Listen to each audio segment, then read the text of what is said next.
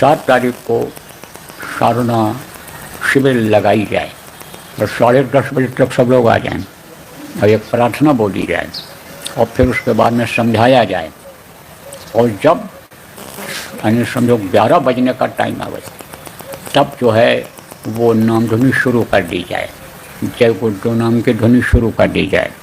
और जैसे 10 बजे 11:11 हो तैसे बैठा दिया जाए, कैसे बैठा दिया जाए और बैठ जाएं। जब लोग पहले बता दिया जाए कि बैठोगे सुमिरन करोगे, सुमिरन केवल यानी एक बार करना रहेगा, ध्यान और भजन कई बार करना रहेगा।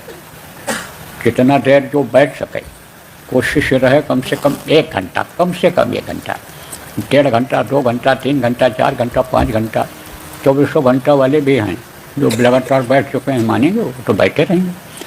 तो वो जो बैठे तो दोबारा जब आवे तब सुमिरन न करे, दोबारा आवे तो मन लगे तो ध्यान लगावे, मन लगे तो भजन करे।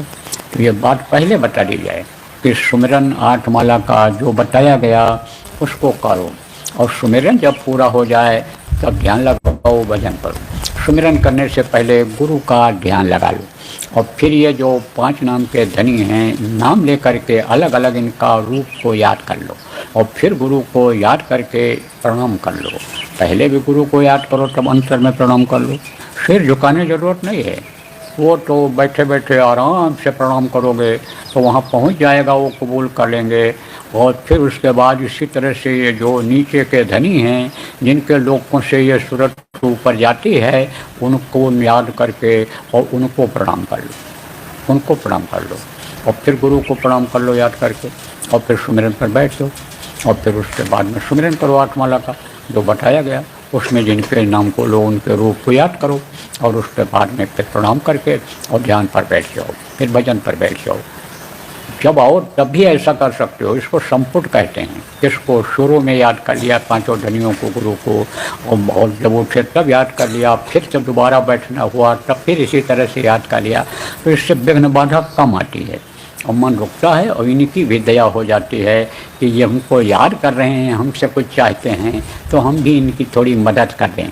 और मदद अगर नहीं करते हैं तो बाधा नहीं डालते हैं, क्योंकि काम इनका कुछ लोगों का है बाधा डालने का, इसलिए बाधा भी नहीं डालते हैं, दिक्कत भी नहीं आती है। तो सुमिरन कराया जाए, साधु भाई सुमिरन करके ध्यान और भजन पर बैठ जाना।